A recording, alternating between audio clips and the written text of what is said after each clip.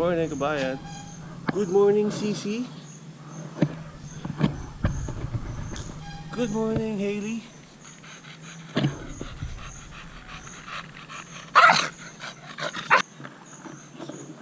We are gonna go outside world, Hailey. Excited ka na, no? Ayan, excited na daw siya.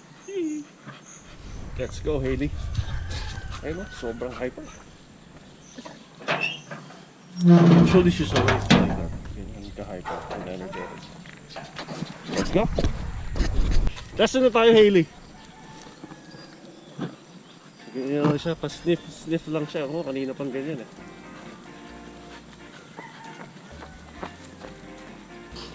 Hailey. Pupunta kami doon sa may bukid.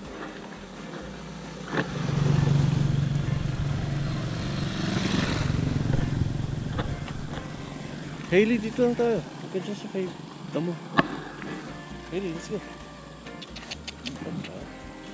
Hailey. Naamoy nito dito. Hailey. Ang dami mo kasing stop sa Hailey, oh. Naiwan na tayo ni lolo mo. Andun na siya. Pagod ka na ba, Hailey? Ha? Hindi naman mainit yung panahon. Hailey, pagod ka na ba? Palibasa kasi ngayon ulit sa kalabas. What a beautiful flower. Nice. Andun na si lolo. So yan yung view namin sa aming jogging place. Ang ganda. Napaka-presko. Stop na tayo dito, Hailey.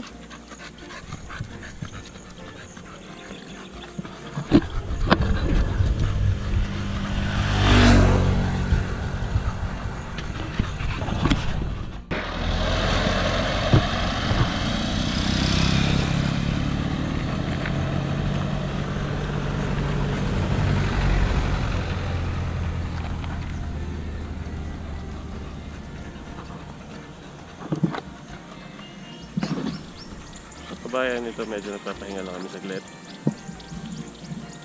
Kasi medyo nahihingal na rin siya. Ayan na.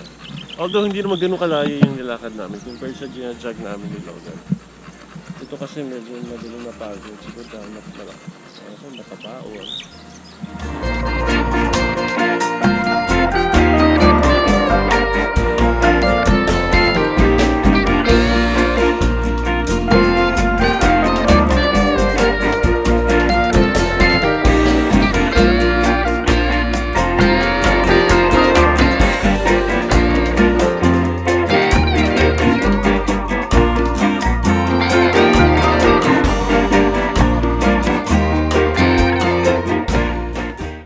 Kabayan, since we're on a new normal, kailangan we have to stay safe. So we have to follow yung guidelines ng Department of Health. Yung social distancing. Tulad dito, social distancing. Okay? Also the dog, social distancing. Always wear a mask or face shield kapag merong malapit na tao.